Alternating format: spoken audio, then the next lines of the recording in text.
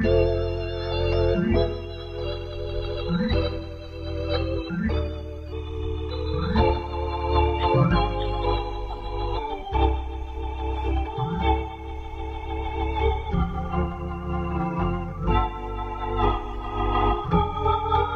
everybody. Hey, Dan. Hi, everyone. Boca Raton, mate. I'm at West. I'm West Boca, so I'm kind of actually. When I first moved down here, a quarter of a mile from my home, I'm in the same house. We moved here in 1898. No, boys and girls. I may be old, but I ain't old. Yeah, 1989 we moved here, and literally a quarter of a mile from my house was the Everglades, and the road ended, and there was a red flashing light, and that was it. And now it's like gone 3 miles west into the Everglades. So I'm out West Boca. Yeah, cool.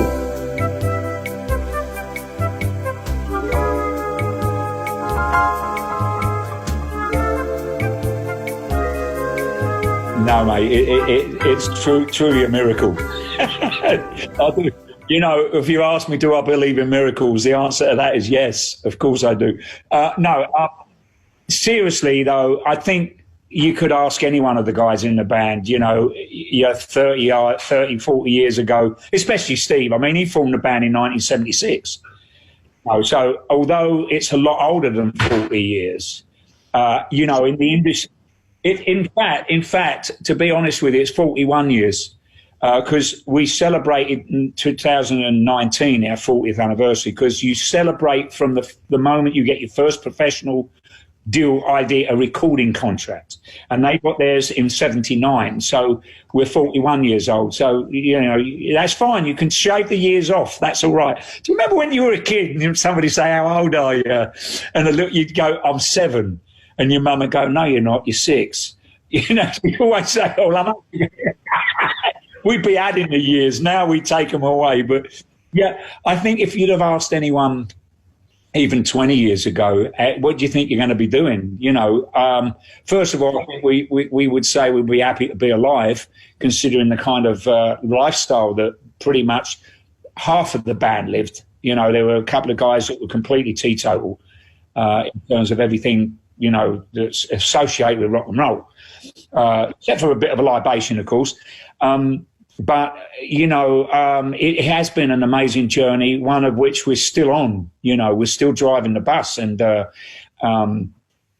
know, obviously with the world being as crazy as it is at the moment, and we all know what that means, you know, we were supposed to be on tour. I think I was supposed to be in Europe playing a festival tonight somewhere or the other. No, to actually think, you know, at my age and older guys, we're all over 60, but we still love to rock. And I think the day that we can't, I'll paraphrase a quote from Yannick. He said, the day we become a parody of ourselves is the day we'll hang it up. And in that respect, it means that, you know, we go on stage, we give that show 100+% minimum every night. And if you know, if I'm giving it 100% and that ain't enough, then obviously I'd have to go, well, look, you know, guys, you know, I'm not being able to run this bus properly. You know, I'm not on full, you know, supercharger's gone.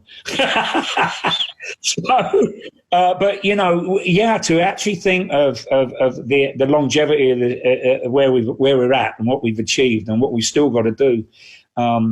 It's immense. It really is. And of course, that's down. Thank you to whoever fans are out there tuning into this. I thank you personally for you know, supporting the band and enabling us to carry on and go out and do these wonderful tours. You know, because without our fans, you know, what are we going to do it for? Well, we do it for ourselves, of course. But, you know, it'll be silly playing to an empty hall with a massive production like the last one we've taken out, you know. Sure, mate. Yeah. As long as there's people out there listening, watching, and maybe sending questions in, we'll do it. You know, I'm happy. I ain't going anywhere. How about you, boys and girls? What do you think? What are you doing? Hey?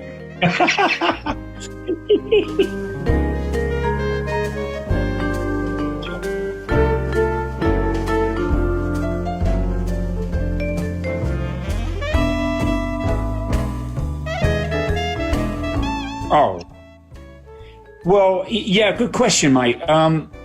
Obviously, technology is come on leaps and bounds. I mean, we you know, when we were first recording, when I first joined the band, it was analog, you know, 2-inch magnetic tape, and we had a couple. Yeah. Oh, you beauty! Was that an Akai? It's an Akai, right? Yeah, I even got the model. We're not. See, boys and girls. See? Yeah, we would record analog.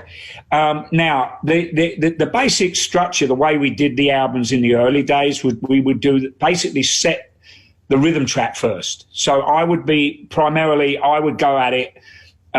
We'd learn the song either prior to going in the studio. That Peace of Mind album, we only had 5 songs written. Well, there were more than 5. So I think there was 8 or 10 songs on that record. But when we went to Compass Point, we first started rehearsals in January. My very first downbeat was January the 9th, 1983. And we sat in a room, we jammed 5 songs just so they could make sure, and the rest of the guys were like, okay, this is the drummer, we got to replace Clive. We learnt 5 songs in the room over 3.5, 4 weeks of rehearsal. Then we went to NASA. Where Eagles Dare, funny enough, which was, I think, the opening track, not the title track, but the first track on the first side of that record, with, you know, the famous drum intro and all this business, which is a whole nother story behind that, which we won't, everybody knows pretty much that story. But, you know, that song was only half written. Steve had only got half of that song. So I learned the basic groove of it. And then we learned the rest of it while we were in NASA. So certain songs were rehearsed and performed from A to B prior to going to the studio. Some were learned and written and finished being written in the studio. Now, what we would then do was, once we'd gone, right, ready to record it, Martin, let's go, don't worry about the red light. You know, because sometimes you have that red light syndrome. You see the old button press and the red light recording, you know. Oh dear, I better not make a mistake. Now, okay, so magnetic tape, you can still edit it. Now, what I mean by that is if you do 2 or 3 passes of a song and you've got one section where you made a mistake, you can actually splice one section to another. But you have to have a couple of machines to do that. Very, very time consuming. Today, processed with Pro Tools and what's the other stuff they got? I don't know. Logic and all those bits and pieces and MIDI stuff. You know, you can do it on the computer. And it's much easier and much quicker, but there's a certain class of people or school of people that I personally prefer analog, because it's got a certain something about it when you record on magnetic tape. Yeah, there's like a hiss to it, you know. It's got its own compression. Anyway, that's another story. So anyway, what we would do then is we would make the song from A to B, and we'd do a couple of passes. And obviously, you know, you go, oh, we could do a better one. And 9 times out of 10, from my personal experience, usually the first one you cut, or the first run through, if you're recording it without knowing you're recording it, it's like a demo, right? You kind of demo the song, if you like. Sometimes you demo songs, and I think Sultans of Swing was a primary example from, what's the name of that band? Yeah, yes, you know who I'm talking about. So who did Sultans of Swing? Yeah, Mark Knopfler's not. Anyway, they recorded a demo and a 4-track studio, I think it was, and they used that. Anyway, so you've got to capture that essence of the song. Now, you know, sometimes we leave little mistakes in if the groove is great, you know, in the early days. Now, moving forward, you know, the way the changes have taken place is, okay, let me finish some story on that. What we would do was get the drum track right. And Steve then would go and take, even if he had an amazing pass, he'd go, well, I'm going to change my bass strings, new strings, off we go. And he would overdub the bass. And then we would then either use the rhythm tracks that were with guitar, some of them, or they would go and do them again and tidy up bits and pieces. Solos, 9 times out of 10, the solos were definitely overdubbed. As we move forward, we wanted to create more of a live vibe in the studio. We've always wanted to get that live feeling to the albums, and so we started to realise, with Martin at the helm for the first 3 albums I did, I think it was, and then we got we had another engineer producer. I can't remember their names now. I'll get it later. But anyway, you know, once you're working with different people, they have their ideas of how to construct the rhythm tracks and build on stuff. So what we do, even today, what we do now is we learn the song from start to finish, and we'll do 3 or 4 passes, and we'll get the best parts of those songs. Because digitally now, with these Pro Tools systems, it's so much easier to cut and paste. Whereas in the old days, you had to cut and paste. And now, if you had one beat in a bar, you could have what determined a great engineer producer was how they edited tape. Not the knob fiddling and twiddling, right? You know, so, I can get rid of that one dodgy beat that you made and we'll move it out. We'll take one of those over there. And they'd have to splice tape and edit it. It was amazing art. I mean, to see these guys, how they did that. So we basically, the only difference is the way you can actually do the performance and as I said, cut and paste things together. Whereas, 9 times out of 10, we would make a pass and it would be the one. You know, we wouldn't have to take this bit from that song and this bit from that song. We did that in the early days, but not very often because it was time consuming and pretty difficult. So yeah, nowadays we tend to really make sure we've got everything right, where it's supposed to be. I lock in with Steve, we work out, we sit down and work between just me and him. Once the song's written, whether it's a Steve song or an Adrian track, Steve and I work and sit, just the two of us, and go over what I will play with Steve and what he will play to the track. And then I embellish, once I've got that, I usually then would embellish wherever the guitar accents may fall or something, a phrasing that Bruce will sing. So I'm listening to the rest of the band as well, not just my bass player. Does that make sense?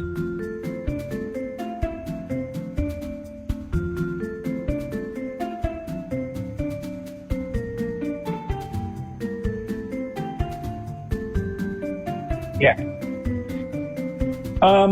Well, yeah, I mean, let's be honest, you know, some of the songs that he's written and that Maiden perform, you know, there's some very strange time changes and sections in there. And sometimes I'm like, what the heck, how am I going to play that? But bear with me, boys and girls, because what you doing? I've got my cat over here. She's playing with me. Behave yourself.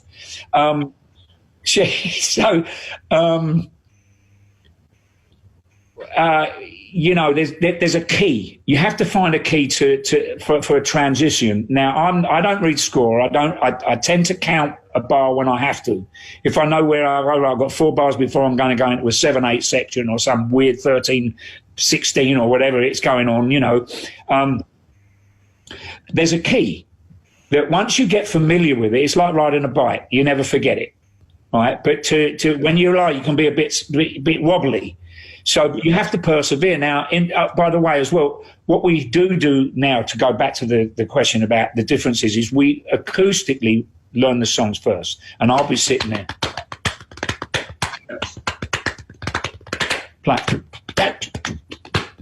And I'll sit there, here, is that the kind of groove you like? No. Straight up. You know. So we learn a song like that way. And then we go into the electric mode. And then once we've learned that, we'll record it. That's in the last 4 or 5 records. So with Steve, it's pretty, you know, it's like, it's a no-brainer, if you like. I don't have to think very much. Now, I've left myself wide open for that one, because people will probably go, yeah, we know you don't think a lot, Nick.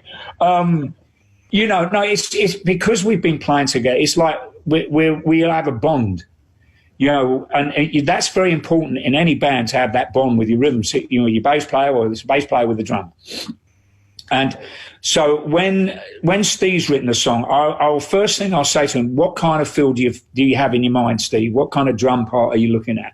And he'll go, well, and we'll mouth it together. It goes,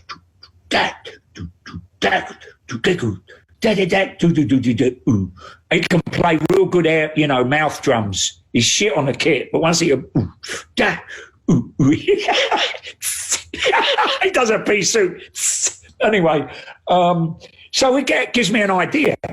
So then when we've learnt the song sitting in acoustic, you know, and we play it a few times, we will actually sit and play just the two of us and lock ourselves in together. But to it's amazing because it's just so natural.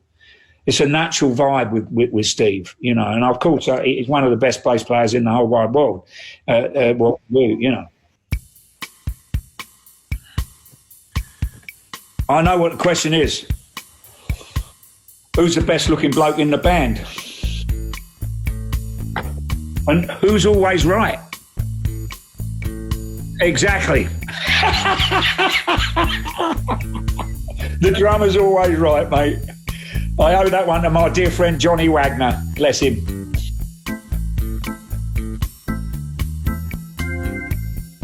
Well, okay, we were scheduled to go out on the Legacy of the Beast part, however many we've done now. It'll be, I think, part 2 or 3.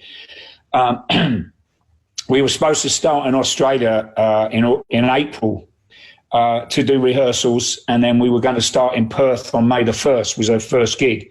6 shows were going to be done in Australia, I think 1 or 2 in New Zealand, and then we were going to go back and work our way back through Asia, beg your pardon, Japan, Dubai, a couple of other places. Anyway, obviously with this dreaded pandemic that's you know, all live music and whatnot has been basically put on hold.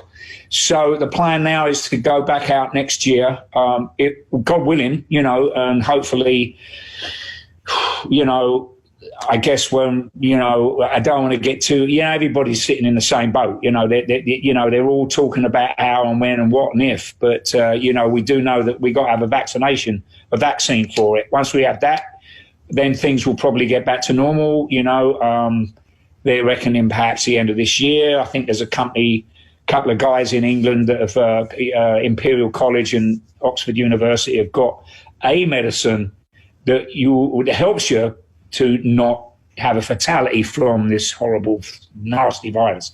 Now, we don't know.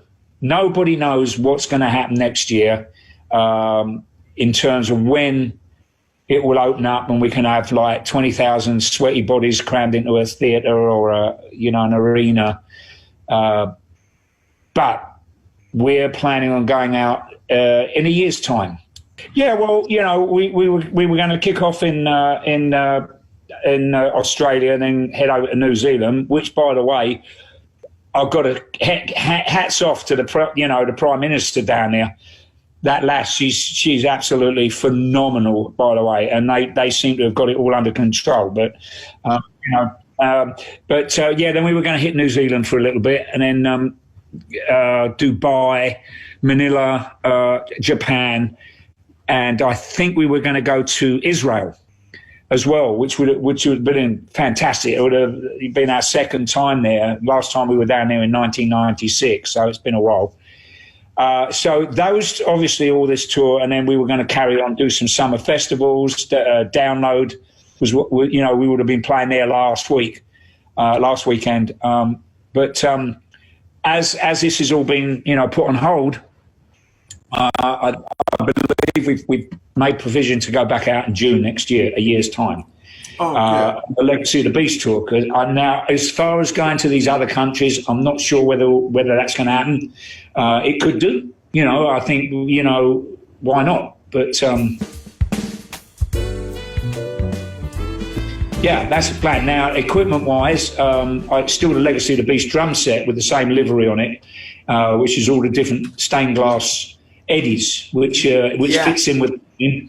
Obviously, I made a big change last year to the British Drum Company, and prior to that, I was with Sona for 4 years. Went back with them.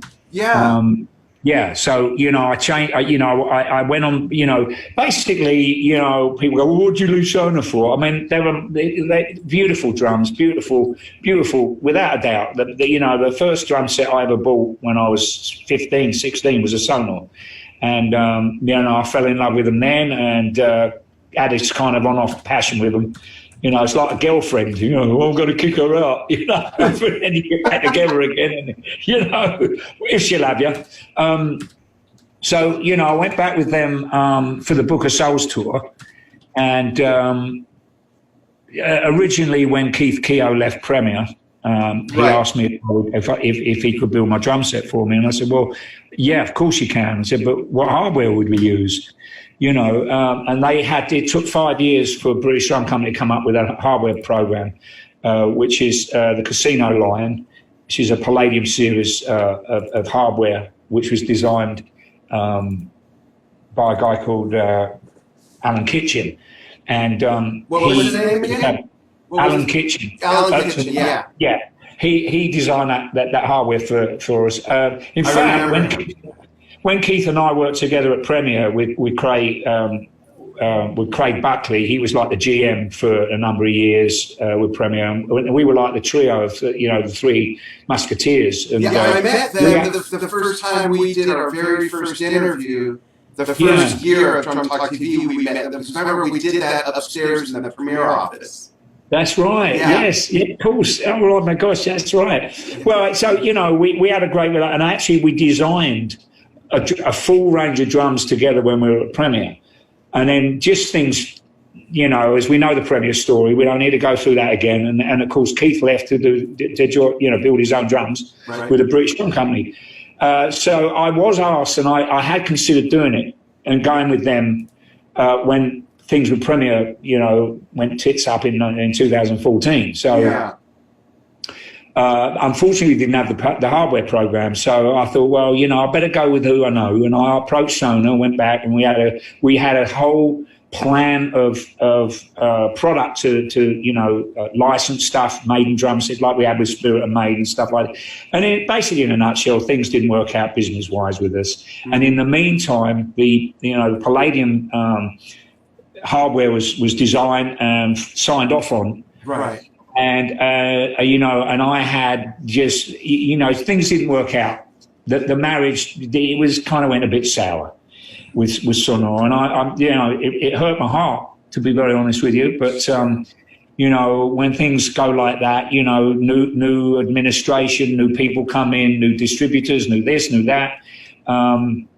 They made two beautiful drum sets, which we've seen the Legacy kit. We know the Book of Souls kit, that's iconic.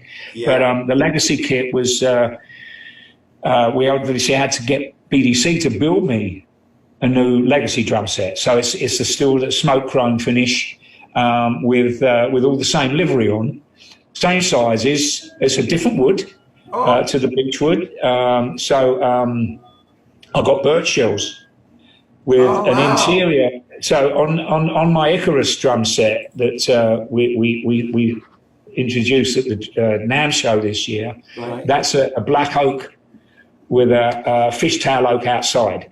So what we did was we made my drum set almost identical to that, except the outside laminate.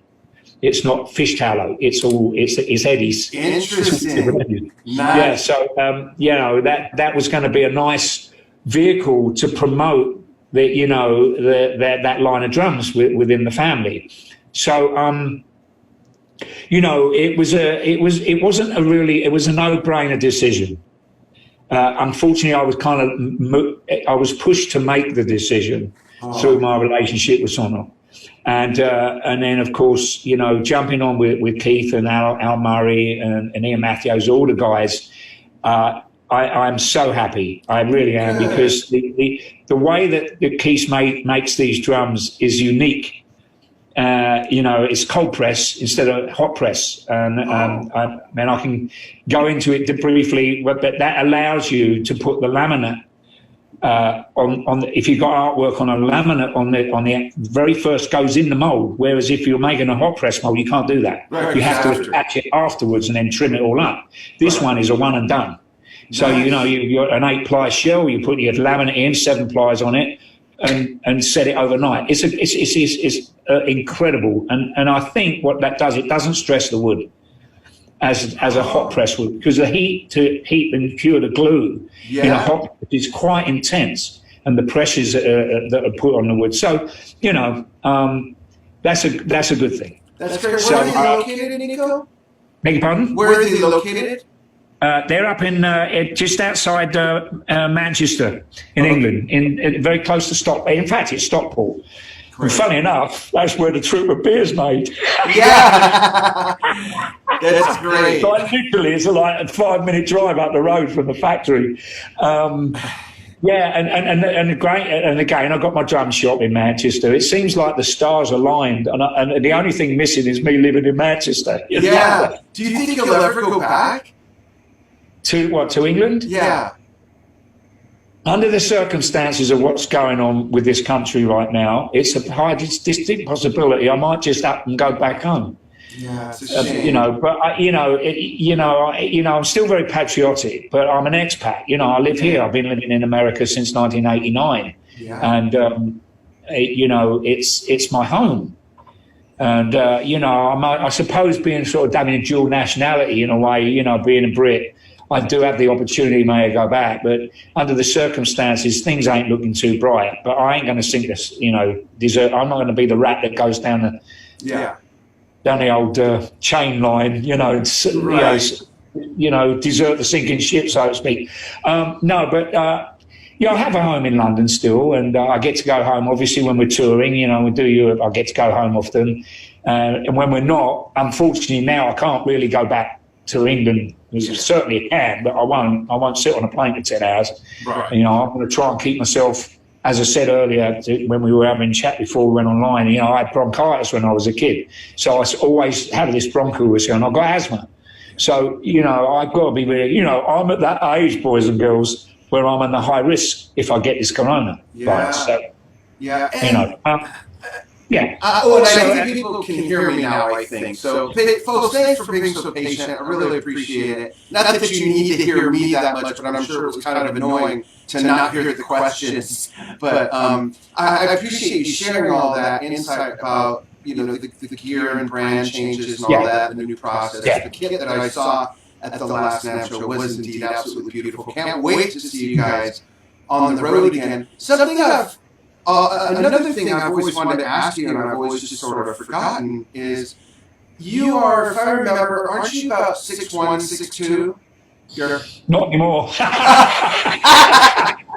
So maybe closer to 5'11", 6 foot? I'm 5'11". Okay. Yeah. I was 6 foot, and I guess over the ages, the rock of ages, so to speak, you kind of shrink down a little bit. Yeah. I've got one of them teeter tables in my game room over just behind you, and I haven't been using it, but I've got to be careful because I had this real bad. I had a pinched nerve on my vertebrae about a year and a half ago.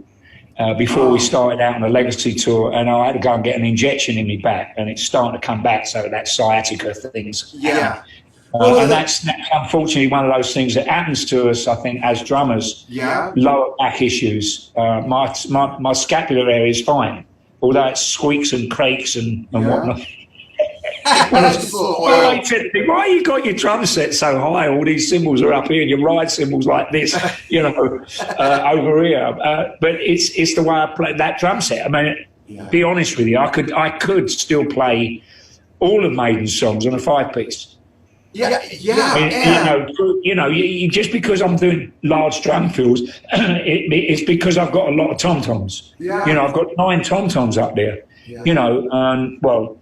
8 and a floor tom, 8 hanging toms. So, at the end of the day, when you're doing a couple of bar drum fill over 2 bars, something like that, you don't have to do it on 2 drums or 3. Yeah. You can spread it out. Yeah, get different notes. Exactly. Yeah. But, it doesn't mean to say that I can't play those songs. So I'd prefer, boys and girls, to actually sit with a 5-piece, because I can play it lower. Yeah. That means you get to see me. Yeah, and that's what I was going to ask in regards to your height. I've always forgotten to ask you about the way you do sit. It seems like the top of your drum throne is about equal with the bottom of your snare, and then your knees are higher than your waist. So I was kind of wondering about... it looks like that. But before, I made a change a couple of years ago on the Book of Souls tour, when I moved from Premier to Sonar. I was having issues with my lower back then, and my posture as a player is what I call a lazy drummer. So when I can't know whether I can show you, but I'd sit, instead of sitting up like this is the correct way to sit, with a straight back, right, and play, and you know, you got your motion this way, and you're sitting upright, your posture's good. I'm like this. I don't know whether you can see. This is when I change. I'll show you now. That's how I play normally. Yeah. I'm a lazy, what I call a lazy posture. More of a slumped position. Yeah, and so this chair I'm sitting in, my legs are horizontal, right, to the floor, to the ground. That's about the height I used to play with my stool at. Okay. So, and then I have my tom-toms quite high, quite angled. Now, when I look at pictures of my drum set from the 70s, mid-70s, when I first got the 11-piece drum set with Pat Travers in 76. For instance, I watched a video I played with Trust. It was the last gig I played with them. My tom-toms were quite flat, but that was because I sat upright. So when I hit the drum, I was actually sitting up. Now, what happened was, as I've gone down over the years, my drum angles changed. Yeah. Right? But that didn't do my back any good after 30-odd years of bashing hell out of them with Maiden. Yeah. So when I went back with Sonal, I said to my drum check, to Charlie, I said, listen, we're going to have to flatten these toms out. He said, well, you're going to have to take your stool up then in height. So what that made me do, when I took the stool up higher, okay, it changed my visual approach to the drum, right? But when I actually went to play the top toms, I had to literally sit up straight because I flattened them out, but I took the stool up a little bit. Oh. Right? And it's still, if I don't practice for a week, and I have the Book of Souls kit in my studio here. Oh. If I don't go in and play that kit for a week and I sit on it, I still feel like I'm too high. But It is exactly the same height that Book of Souls was on the tour, and it's the same height that the Legacy kit, because we duplicated all the angles. Right. So yeah, I used to sit super low, and now, of course, if you look at some of the video from the Book of Souls or Legacy, you can actually see this much of my head. Yeah. Whereas before you saw that much over the cymbal or the drums. Exactly. You know, I'm looking at myself trying to get an idea with. Yeah. So, you know, the girls, you and the fellas, you know, you are getting to see me a bit more. But having a 5-piece kit, I'd love to do that. And I said to Steve one day, I said, years back, I said, yeah, mate, I said, you know what, I'd love to go to like a 5-piece drum set, you know, same amount of cymbals. You know, because I'm a cymbal nut. I'm not going to I can lose some drums, but I'm not losing the metalwork, you know. So he said, yeah. What do you mean, no? I said, why not? He said, because all the girls will be out to see you and they'll be looking at you and not us lot. So I was like, you know. Nico, you know what would be really cool? Who's the best looking fella in the band then? The drummer. You know what would really be cool is if, and I'm picturing, you know, like one of your stage sets that I've seen on tour, it'd be cool if even for one song you disappear, not that they can see you anyways, but the front of your drum riser opens up and you slide out to the front of the stage on a 5-piece kit to play one special song. Wouldn't it? And the other guys doing the leads in harmony on either side of you. That would be so cool. Ooh. Think about that. What song did you maybe do that with? Well, I don't know. Any of them, really. Maybe the encore. Come out the encore that way. You can do that. Now, it's funny you should say that about, you know, I for the Legacy of the Beast tour, right, we have 3 different stage sets. We have like the war theme. Right. Then we have the cathedral, like in its glory with the stained glass, you know, and I have the stained glass on the bass drum, and all the eddies on the drums are represented from the stained glass windows. Yeah. So there's method behind the madness, okay? And at one stage, when we were planning this tour, I had the issue of what artwork could I put on that would suit the whole thing. You know, because normally my drum sets are themed to the stage. But having 3, so my idea was to have 3 different drum sets. Oh, for each of those themes, that's great. Right, so we'd have a hydraulic riser, and you know, like the little stages that revolve. We'd have a revolving show, so we'd have 3 drum sets on it, or we'd have the one drum set would go down, The other one just comes appear up off slides stage, forward. and you know they kind of have a rail system. Yeah. I mean, we were thinking of doing it, right? And my tour director, Mr. Ian Day, turned around and he went, "Nah, ain't gonna work. That's not possible." I said, "Why not?" He said, "Well, he said it's not that we haven't got the room." He said, "But we're doing festivals that aren't our shows. We're headlining like the Doningtons over 3 days, or or Wacken or something like that. Right. One of these shows, and we would have had to have had our own stage to do that. That makes sense. Yeah. Right. So I was stuck then. We were, how the heck am I going to get around this? The visual for the drum set. Yeah. Now, although the war zone it's a blown up cathedral. There's no mirrors. There's no windows. There's no artwork on the backdrops. Yeah. Right, except for what song we're playing, or they'll have its own artwork there. Yeah.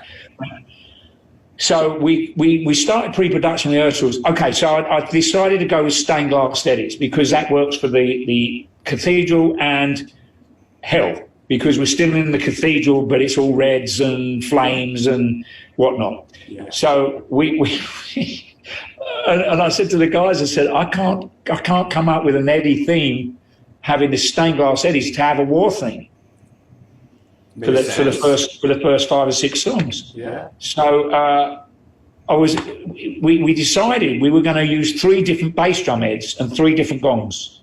Oh. Right? That was the first idea. But we tried to work out with Remo an interchangeable bass drum head, artwork-wise. So you'd have the back there, you would have the normal front head on, and I don't have a hole in it because I knew the artwork. But we couldn't quite come up with it. It just didn't work out. They had a couple of good ideas. Anyway, so Rod, we're doing the pre-production, and Rod said, "No, I know what we'll do. We'll camouflage you." So we've got camouflage netting on the rest of the around the scrims of the stage. Right. So he said, "You don't mind being put behind a net?" I said, "Mate, no one can see me anyway. Do what you like." Right. And blimey, it'd be great. So when we dress that stage and we open up, all we do is see the top of the drums, my head, and the cymbals. Mm-hmm. I've got a black gong. Right, a plain black painted gong, which I used on the Somewhere Back in Time tour. It was the gong that came off that tour. Then we did the stained glass window. When we changed to go into the next, there was an intro take, went into darkness, all the stage set gets dressed, all the camouflage gets taken off, new gong. Camouflage is away, then you see the kit all in its glory with all the eddies on and the stained glass window bass drum head. Yeah. Stained glass window, the gong. And John Douglas painted it. He's a fantastic artist. I don't know, you know John? Yeah. He worked for Alex Van Halen for 20 plus years, and he did a bit of drumming for Aerosmith. Yeah. He just had an exhibition, I think, in Dallas, I think it was. Right, wow. Yeah, of his artwork that he paints on tour in his room. Wow. See this stuff. Anyway, he's done like 4 gongs, I think, 3 or 4 gongs. Did the Dance of Death. No, he didn't. He did my Book of Souls gong, which was the Mayan calendar. Yes. Hand-packed. It's incredible. Love that. So Johnny Douglas did the artwork on the gong. And so that gets changed. So then when it goes into the devil's domain, into like hell and Hades, it's a red gong. And that came off the Ed Hunter tour that we did. So nice. There are changes to within the drum world, if you like. Yeah. But I wanted to actually have 3 different drum sets originally. And I think the 5 Jonah would have appreciated that. Yeah. I think the 5-piece coming out of the riser for the encore and That's going all the way up front would be really slick, man. That honestly would be a phenomenal idea. Yeah. I don't know if the band would like that. And maybe make the song just a fan's input, okay?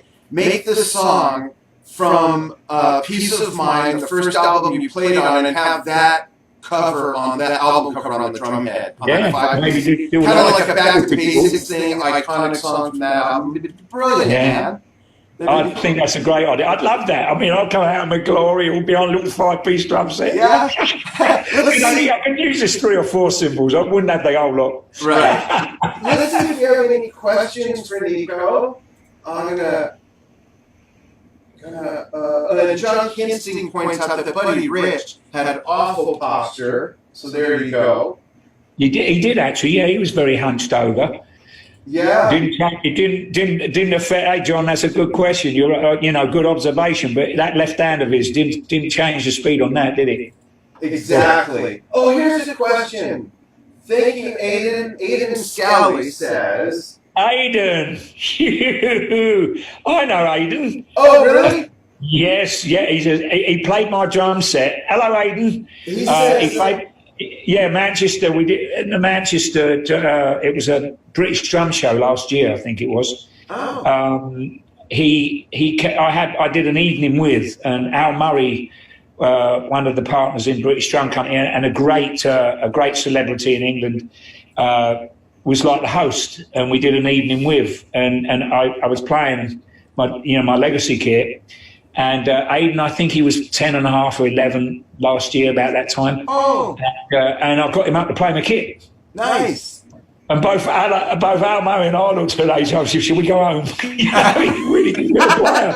And I mean, he was a short little. Anyway, what's his question? Oh, so the question is, what is your favorite bit about playing with Iron Maiden?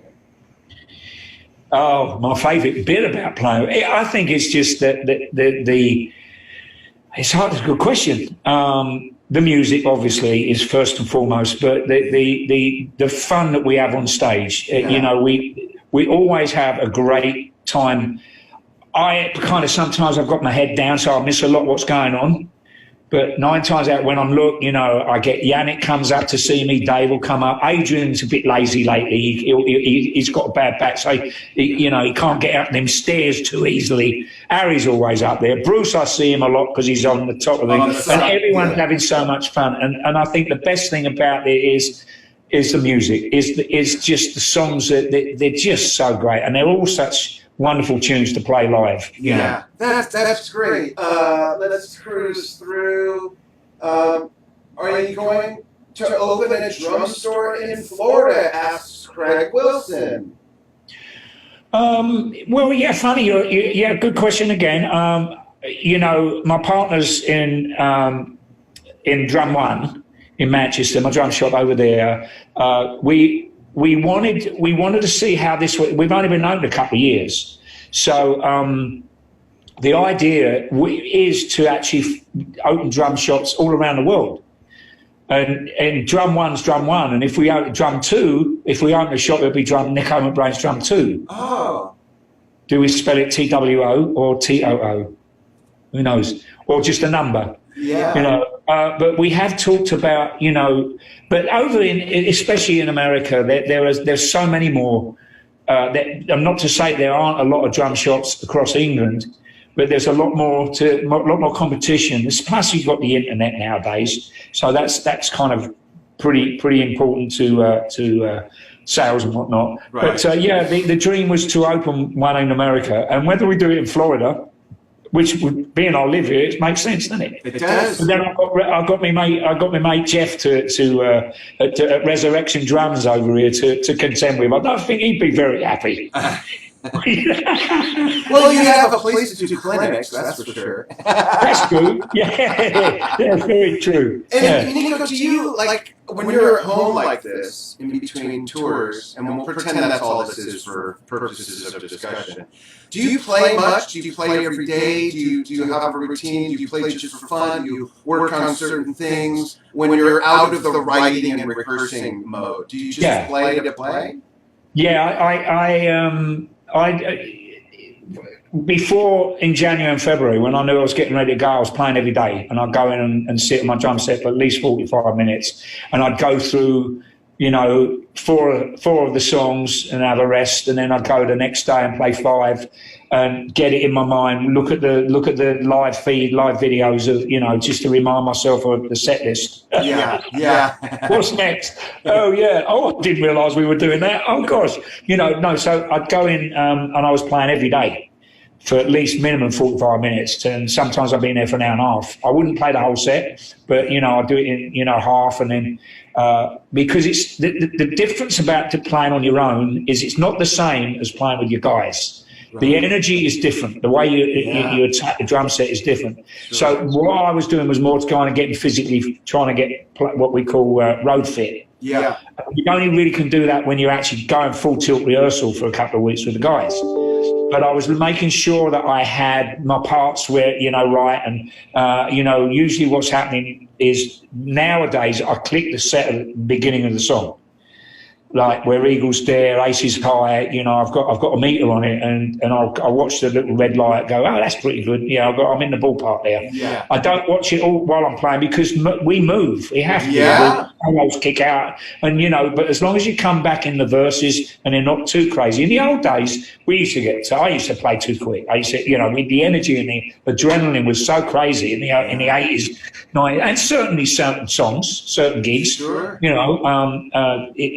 It's an emotion, live music, and of course, if you're disciplined to play with a click, that's fine. Then that sort of music needs that.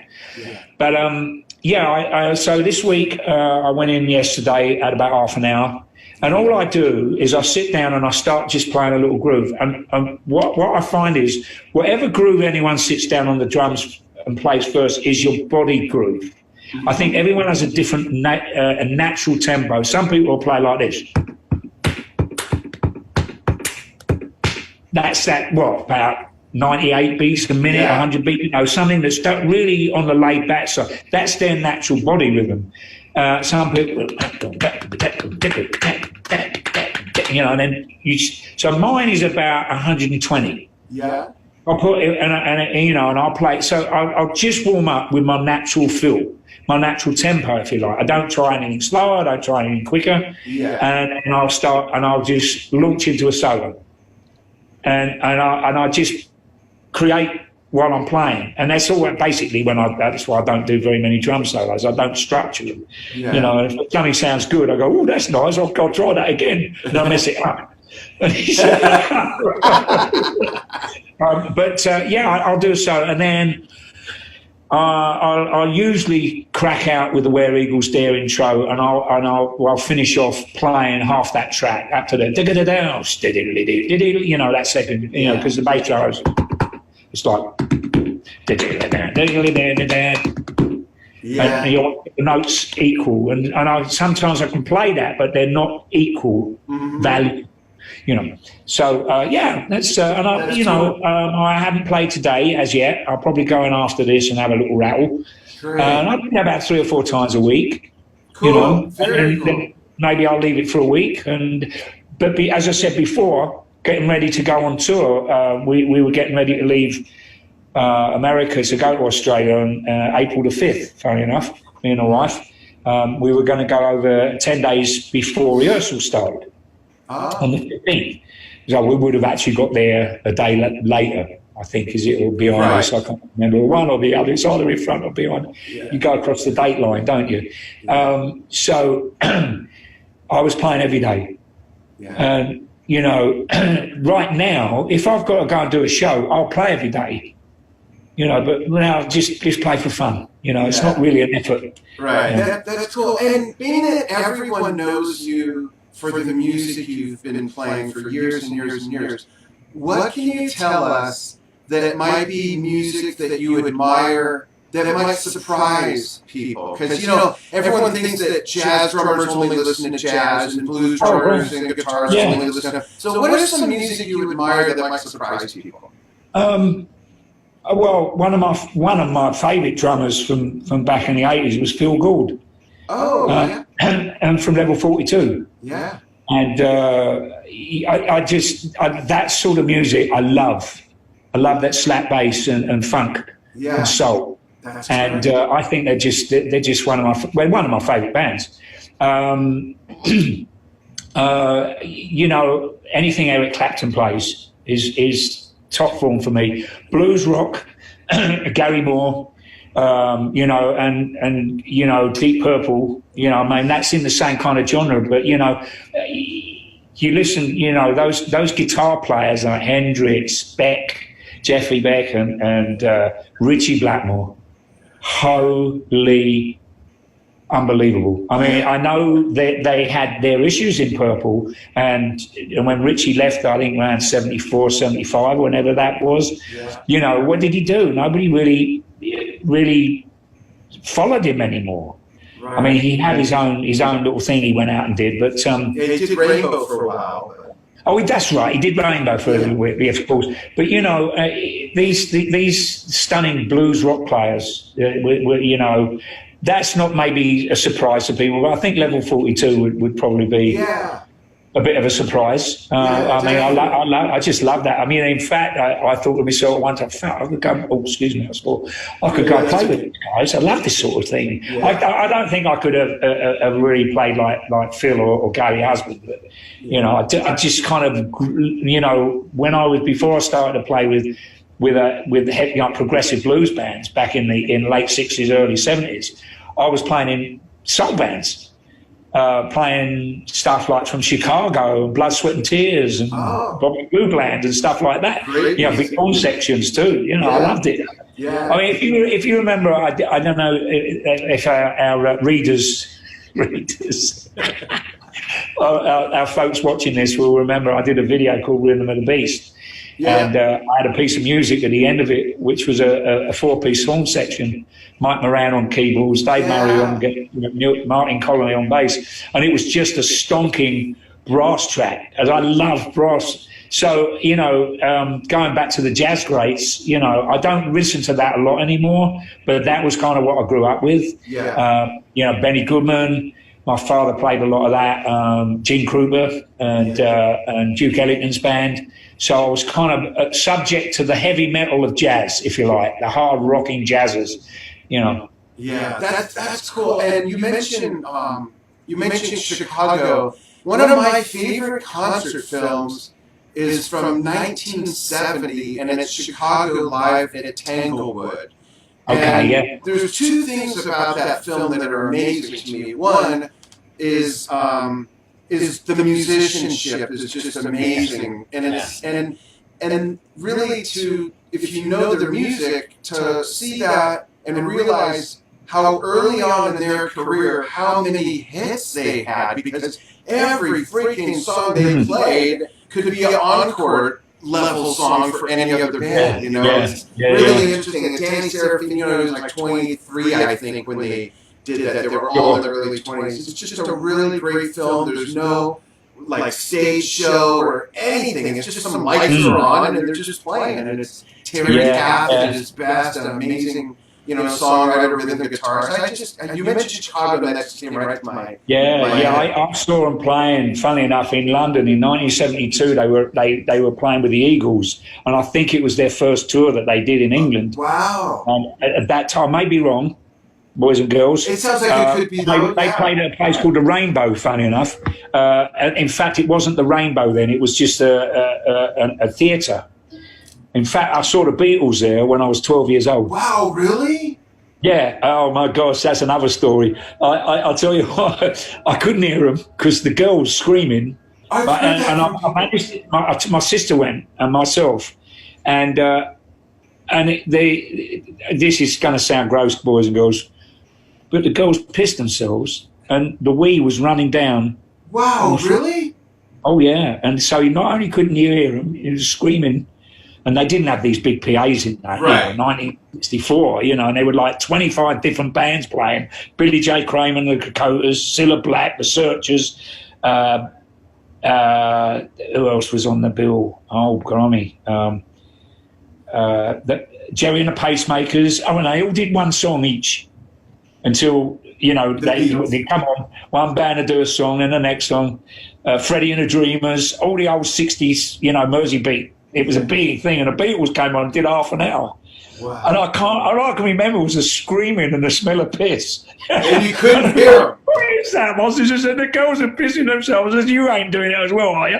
She said, gosh, that's crazy. You know, that's like the same venue. It was the same venue that I saw Chicago and the Eagles play. Wow. What a story. Because that's like a myth. You know, that happens, but I guess it's not a myth. It's more like... Oh, it was just retarded. I mean, they were so loud, the girls screaming. I mean, there was a lot of them, there were more girls going to see those guys than fellas. But it was great, So I managed to get to see them play, but I didn't really hear them. That's funny. A couple more questions. Hopefully you folks can. Yeah, I think so. Okay, good. A couple more things, real quick. Something you and I have in common is that we both love food. I actually had a cooking show on TV years ago, believe it or not. You did? Yeah, that's actually how I got started in video, believe it or not. Oh, good. And I still have this that a mutual fan sent me like maybe 6 years ago. That's our very first menu. Yeah, it's your first menu from your restaurant. Yes, sir. How much have the prices changed? Oh, gosh, let's see. Headliners, barbecue chicken, what is that, $12? Yeah. Where's the rack of ribs? Headliners, I can't see that. Yeah, read it to me. Where's the half rack or full rack price? Half rack, $12.95. Full rack, $18.95. Oh, we're up to now. We just changed the pricing. I think it's 24. Well, that's not over bad, 10 years. With everything going on, that's not bad. Because this, like I said, was like 6 years ago or so. Yeah, that's not bad. I mean, I think the half rack went up to 14 or 13 and a half, and the full rack's like 24. Yeah, what inspired you to open the restaurant? Well, okay, there was a guy who was the father of a friend of my son's, who he met at school, a guy called Nathan, and his dad was Rick. And his dad was like you. He was a chef prior to, when I first met him. And he was a guitar player as well. And he was a good guitar player. Rick Bowen was his name. And so we go and I taught him how to play golf. And he was my golf buddy. And we used to go out all the time playing golf and whatnot. And then we ended up having a bunch of friends together called the Corona Gang. Now, as we were playing on the weekends, Rick turned around, he actually said to me, I'll make the best baby back ribs you've ever had. And I went, okay. And he cooked some up and I tried them and I went, this is just off the chart. How did you do these? I'm not telling you, it's my secret. I went, okay. All right. So then, and he made the sauce and then finally he taught me how to do it. So we had about 9 of us around my house one Sunday afternoon, the Corona Gang. After we played golf. And wait a minute. Wait. Pause. What? How prophetic. The Corona Gang? Yes, the Corona Gang. Did you also have, like, in earlier years, did you belong to the swine flu gang? I'm the COVID-19 gang. The Black Plague gang. Okay, go on. Sorry. I've got to be honest. I mean, I ain't had a drink in 5 years, mate. And all this malarkey that's going on, I almost fell off the wagon last week. I've got Corona beer in the fridge, see, for me mates. And anyway, so good for you. Long story, even longer. I made the sauce on this particular afternoon, and Rick cooked the ribs, and because we only had a normal domestic-sized oven. You're making a couple of racks of ribs. That's a lot of room. Yeah. So we split making the ribs, and then one of my friends turned around and said, who did this sauce? And I said, that's my sauce. And they said, it's a little different to it, Rick's. I said, yeah, it would be, because I put a couple of different ingredients in it.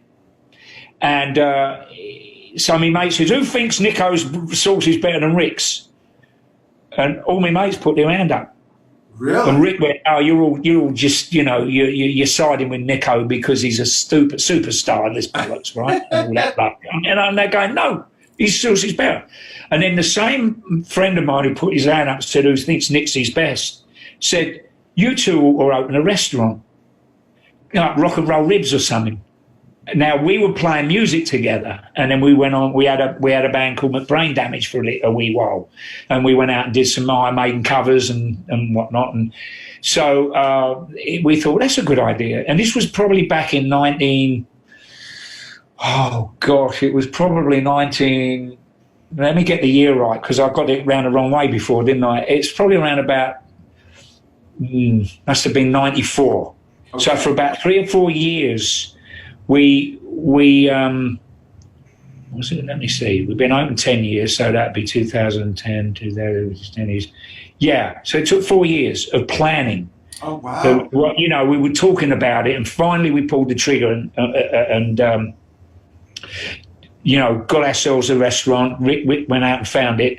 And then we started, we did our own sauces and everything like that. And we kept to my recipe, which is what we're using in the restaurant today for the sauce. Wow. They're braised ribs. Not everybody knows, if you don't know the secret, I'm not telling you, but they're not very difficult. You just have to be very careful before when you're cooking them, as you know, Dan, right? Yeah. So, braised ribs fall off the bone. We've been fortunate, funnily enough, the guy that suggested us going into business works for a company called Cheney Brothers, who was one of the big food supply companies. Yeah, they're like a U.S. Foods kind of company. Yeah, same thing, and Cisco, but they're Cheney Brothers. He still works for them. He's still the guy. We buy everything, down to the napkins, to the salt and pepper pots and everything. And they're a fantastic company. And funny enough, while we're on the subject of Cheney Brothers, just yesterday, I went and did a deal to get frozen French fries. Now, I've been anti-frozen French fries forever because we would hand-cut raw peeled potatoes, do our own spuds. Right. Problem is we couldn't get the same potato regularly, which was an issue. So anyway, when I went down to a little vacation 10 days ago with my wife, we went away for 3 nights. We went to the restaurant and we had a hamburger for lunch, French fries. And I went, oh, these are nice. And she said, they're frozen. I went, nah, really? So I went and asked the chef. But I didn't personally ask. I asked the girl to ask the chef whether they were frozen spuds. Yes, she said. She came back and said, yes, they are. And I went, well, these are bloody good. Would you ask her what brand they are? Sure, she said. So she came back. They're called Lamb Weston. And they're coated potatoes, which when you fry them, they go crispy. Yes. And I love crispy potato. And they taste just like the potatoes that I was using. And they're actually from the northwest of America, up in, Idaho area. Idaho area and all that. Obviously a russet is the best for spuds. But anyway, we just did a deal yesterday, and out of all the line of these particular cut Lamb Western potatoes, Cheney didn't carry them, the ones in West Palm Beach where we ordered from. And so my mate phoned up the president of the company and said, John, can we get like 25 cases every week of the coated Lamb Western 3/8 size spuds? And he went, he said, I don't know about that. He said, we got 24 other lines of their potatoes, and he went, who's it for? He said, it's for Nicko. And he went, because it's him, we'll do it. Oh, that's great. So thank you. I'm going to thumbs up to Cheney Brothers and my mate, Rob Schwinghammer. So Rob, he's the guy who we buy all our food from for the restaurant. So that's awesome. Just tell your boys and girls who love rock and roll ribs who want to know, I've gone with the frozen spud. It's going to save us an awful lot of money in the end of the day, but it's not about that. Yeah. It's a good quality product. So, yeah. And do you have live music there, Nicko? No, we got a stage in there, and we occasionally have the odd jam, just when we feel like it. And when we had the last time we played in the restaurant was a couple of years ago, when we introduced Hallowed beer from the Robinson's Brewery. It was a limited run of what we called Hallowed. Yeah. It was a lighter kind of version of the Trooper Ale. And we keyed up, and every hour or every half hour we would play Hallowed Be Thy Name, right, on the launch of the beer in America, right? So then all these fans turned up and they went, oi, can we have a deal on the Trooper as well while you're at it? And we thought, why not? Let's go up and play Trooper. So while we played, you got 2 for 1. Oh, that's great. 2 beers for 1 while we played the song, but you could only get it while we played the song. That's hilarious. I love that. Everybody. So yeah, we do. We don't license to have live music, but we just have the odd jam and their county of Broward County, they kind of, or Coral Springs actually, they kind of let us slide with it. They don't moan. we're not making money out of making music in there. Yeah. So yeah, we have the occasional jam, and I've had Pat Travers play down there, Mark Mangini, Nice. Nick Faldo's played in there. Oh, we've had, some good name people. Oh, that's great. Dipper Owens has been down, and yeah. Great. So I'll have to hook you up with Gary Husband, and he can bring Level 42. absolutely. Well, I don't think he plays with him anymore. They got that No, young he man. doesn't. I actually interviewed him about 3 weeks ago. It was a lot of fun. Did you? Yeah. He's a great player. Yeah, lovely player. Yeah. But so we that's the story really of how it came about, and then cool. we opened in '99. Very cool. Thanks for sharing. We just celebrated our 10th anniversary last year. Nice. Great. Yeah. Well, Nicko, I want to thank you so much for all your time. Hang on the line after we say goodbye. Sure, and folks, first of all, thanks for those of you who have hung through the whole interview. I apologize for the technical stuff where you couldn't hear me ask the questions in the beginning for the first 15, 20 minutes. Sorry about that. But thanks for following what we do here on Drum Talk TV. We got lots of fun stuff coming up. If you're watching this live, we've got Nicko's birthday mate. Next week we have Peter Erskine on. Peter's going to be on the 23rd, which is one of my ex-wife's birthdays too. So that's going to be one of your ex-wives. Hold up. One of them, yeah. That'll be on the 23rd, and then we've got Don Perry from Jethro Tull fame on the 24th. Don, bless him, at 6 p.m. Yeah, and then from Brazil's Love, now living in LA, on noon on Saturday the 27th, Achilles Priester joins us. Yes. And then please, love to them all. Love to them. Yes. Yeah. All great mates. Yeah. And then we got some great stuff planned for July. Man, I'm trying to think of who. Working out a date with Liberty DeVito to talk about his new biography. We've got I'm so sorry. Oh, Pat Petrillo, who's a great big band player who just did an album at Abbey Road. So we got all kinds of stuff, folks. So thanks for following. Mate, that sounds brilliant. Yeah. And Nicko, we'll have to do this again as it gets closer to maybe the holidays and gets closer to knowing what the F is going on out there with touring and everything. Yeah, be pleasure. Be my pleasure. It's been an absolute honour to be seeing you again since NAMM and chatting with you, and I hope everybody's enjoyed themselves and got some kind of some sense out of the crazy shit I've been on about. We appreciate it so much, and thank you so much for all the years of great music and great shows. Iron Maiden shows are some of the best, most entertaining shows to go to, visually, musically, everything.